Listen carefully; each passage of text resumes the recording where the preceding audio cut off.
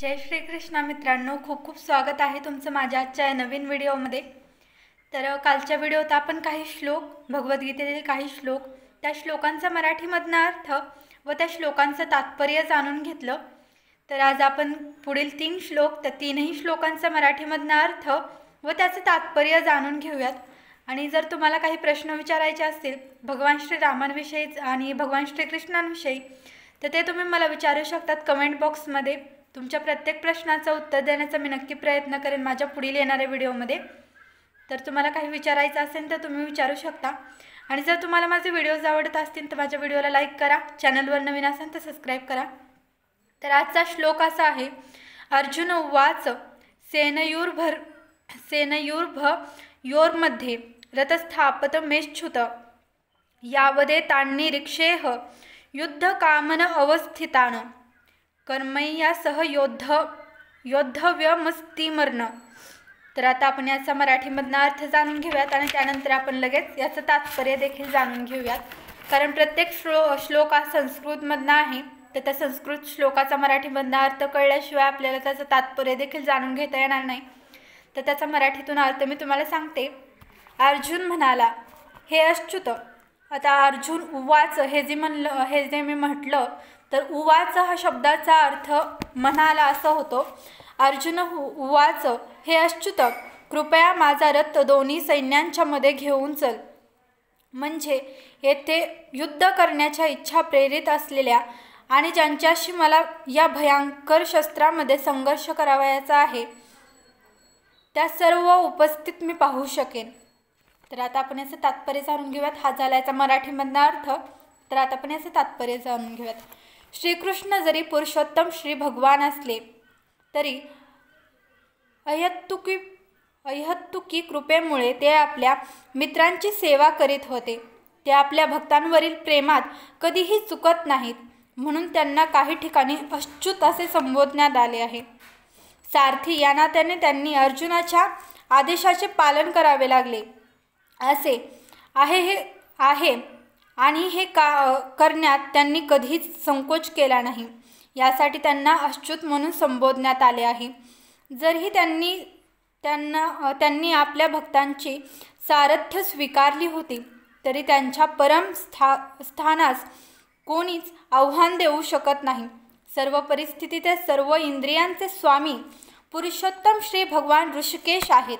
ऋषिकेश या शब्दांचा मी अर्थ माझ्या मागील व्हिडिओमध्ये सांगितला आहे। जर तुम्हाला माहीत नसेल तर तुम्ही माझा तो व्हिडिओ बघू शकता। भगवंत आणि त्यांचा सेवक यांच्यामधील संबंध अत्यंत मधुर आणि दिव्य असतो। सेवक हा भगवंतांची सेवा करण्यात सदैव तत्पर असतो आणि भगवंतही सतत आपल्या भक्तांची सेवा करण्याची संधी पाहत असतात। तरी ते आपण जाणून घेतलं की भगवंत सतत आपल्या भक्तांची आपण कशी सेवा करावी याची संधी पाहत असतात। जर आपण भगवंतांकडे काही मागितलं, खरंच जर आपण मनापासून काही मागितलं तर भगवंत देतात, हे तर तुम्हाला माहीतच आहे। तर आपण याचं पुढे तात्पर्य जाणून घेऊयात। भगवंत स्वतः आदेश देण्यापेक्षा शुद्ध भक्तांना स्वतःपेक्षा ज्येष्ठतेचे स्थान देऊन त्यांचा आदेश स्वीकारण्यात अधिक आनंद मिळवतात। भगवंत स्वामी असल्याने प्रत्येक जण त्यांच्या आदेशाखाली असतो आणि त्यांना आज्ञा देणारा त्यांच्यापेक्षा श्रेष्ठ असा कोणीच नाही। परंतु आपला शुद्ध भक्त असलेल्या आज्ञा देत असल्याचे पाहून त्यांना दिव्यानंद होतो। वास्तुत हे सर्व परिस्थिती अच्युत असले तरी भक्तांचा भाव पाहून तेही आनंदी होतात। भगवंतांचा शुद्ध भक्त या नात्याने अर्जुनाला आपल्या भावंडाशी आणि चुलत्यांशी युद्ध करण्याची मुळीच इच्छा नव्हती। पण दुर्योधन हट्टी असल्यामुळे आणि शांततामय वाटाघाटी करण्यात कधीच तत्पर नसल्यामुळे अर्जुनाला युद्धभूमीत येणे भाग पडले। यासाठीच युद्धभूमीवरील उपस्थिती ज्येष्ठ व्यक्तींना पाहण्यास तो उत्सुक होता। म्हणजेच अर्जुन उत्सुक होता। रणांगणावर शांततेचा प्रयत्न करण्याचा जरी प्रश्नच नव्हता, तरी त्या व्यक्तींना पुन्हा पाहण्याची आणि एका अनावश्यक युद्धाची मागणी करण्यात ते किती कृतनिश्चयी आहेत हेही पाहण्याची इच्छा त्याची होती। म्हणजे अर्जुनाची अशी इच्छा होती आणि हे युद्ध म्हणजे महाभारताचं युद्ध हे कशामुळे चालू झालं हे मी माझ्या मागच्या व्हिडिओमध्ये सांगितलं आहे. जर तुम्हाला ते ऐकायचं असेल तर माझा मागचा व्हिडिओ तुम्ही ऐकू शकता. त्यात मी सगळं डिटेलमध्ये सांगितलं आहे की हे महाभारताचं युद्ध अर्जुनाचं कोणासोबत सुरू आहे आणि हे का झालं हेही मी सांगितलेलं आहे. आणि आता युद्ध चालू आहे हे तेव्हाची परिस्थिती मी तुम्हाला सांगते की काय चालू आहे तिथे. तर आपण पुढे जाणून घेऊयात. धृतराष्ट्राचा दुर्बुद्ध पुत्राला आनंदी करण्याच्या इच्छेने येथे लढण्यास आलेला मला पाहू दे. तर आपण याचे तात्पर्य जाणून घेऊयात.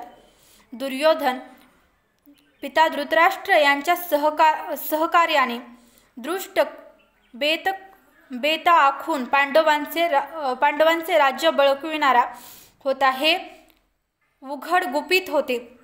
दुर्योधनाच्या बाजूला मिळालेले सर्वजण हे एकाच माळेतील मणी असले पाहिजेत असे लोक कोण आहेत हे जाणून घेण्याची आणि युद्धाला आरंभ होण्यापूर्वी त्यांना पाहण्याची अर्जुनाला इच्छा होती. पण शांततेच्या वाटाघाटीची बोलणी करण्याचा त्याचा मुळीच उद्देश नव्हता. या व्यतिरिक्त ही गोष्टही सत्य होती की त्याच्या निकट भगवान श्रीकृष्ण विराजमान होते. त्यामुळे अर्जुनाला विजयाची पूर्ण निश्चिती होती. तरी आपल्या ज्याच्याशी संघर्ष करावयाचा आहे त्याच्या बळाचे अनुमान घ्यावे याकरिता त्यांना पाहण्याची त्याला इच्छा होती. म्हणजे अर्जुनाला इच्छा होती. संजय म्हणाला, हे भरतवंशजा, ज्या प्रकारे अर्जुनाने म्हटल्यावर भगवान श्रीकृष्णाने दोन्ही सैन्याच्या मध्यभागी तो सर्वोत्तम रथ उभा केला. या श्लोकात अर्जुनाला गुडाकेश म्हणून संबोधण्यात आले आहे. गुडाका म्हणजे निद्रा आणि निद्रेवर विजय प्राप्त करणाऱ्या गुडाकेश असे म्हटले जाते. निद्रा याचा अर्थ अज्ञान असाही होतो. अर्जुनाने श्रीकृष्णांशी असलेल्या संख्यत्वामुळे निद्रा आणि अज्ञान अशा दोन्हीवरील विजय प्राप्त केला होता. श्रीकृष्णांचा शुद्ध भक्त असल्यामुळे तो श्रीकृष्णांना क्षणभरही विसरू शकत नव्हता. कारण भक्ताचा हाच खरा स्वभाव असतो. तर भक्ताचा स्वभाव कसा असतो हे आपण जाणून घेतलं. भक्ताचा स्वभाव असा असावा की त्याने कोणत्याही परिस्थितीत भगवंतांना विसरू नये. तर आता आपण याचं पुढील जे तात्पर्य आहे ते जाणून घेऊयात. निद्रिस्त अवस्था जागृत अवस्थेमध्ये भक्त हा भगवान श्रीकृष्ण यांचे नाम, रूप, गुण आणि लीला यांचे चिंतन करण्यापासून दूर राहू शकत नाही. अशा रीतीने भक्त श्रीकृष्णांचे सतत स्मरण करून अज्ञान आणि निद्रा यावर विजय प्राप्त करू शकतो. यालाच श्रीकृष्ण भावना किंवा समाधी असे म्हणतात. ऋषिकेश अर्थात प्रत्येक जीवनाचे मन आणि इंद्रिये यांचे मार्गदर्शक या नात्याने भगवंत दोन्ही सैन्याच्या मधोमध रथ उभा करण्याचा अर्जुनाचा आदेश जाणू शकले. पुढे ते अर्जुनाला म्हणाले. भगवान श्रीकृष्ण अर्जुनाला काय म्हणाले हे आपण जाणून घेऊयात. भीष्म, द्रोण आणि जगातील इतर सर्व राजांच्या उपस्थितीत भगवान म्हणाले, हे पार्थ, येथे एकत्रित झालेल्या सर्व कुरुवंशांना आता पहा. तर भगवान श्रीकृष्णांना असं अर्जुनाला म्हणाले होते. तर आपण याचं पुढचं जे तात्पर्य आहे हे जाणून घेऊयात. भगवान श्रीकृष्ण सर्व जीवांचे परमात्मा स्वरूप असल्याने अर्जुनाच्या मनात काय चालले आहे हे जाणू शकत होते. या संदर्भात ऋषिकेश या शब्दप्रयोगावरून कळून येते की त्यांना सर्व काही ज्ञात होते. अर्जुनाच्या संदर्भात पार्थ किंवा कुंतीपुत्र अथवा पृथेचा पुत्र शब्दसुद्धा तितकाच महत्त्वपूर्ण आहे. मित्र या नात्याने श्रीकृष्णांना अर्जुनाला सांगवायचे होते की अर्जुन हा त्यांच्या आत्याचा म्हणजेच पृथ्वीचा पुत्र असल्यामुळे त्यांनी अर्जुनाचा सारथी होण्याचे मान्य केले होते. अर्जुनाला आता उपस्थित कुरुवंशाकडे पहा असे संबोधण्यामागे श्रीकृष्णांचा काय उद्देश होता. अर्जुनाला तेथेच थांबून युद्ध करावयाचे नव्हते का?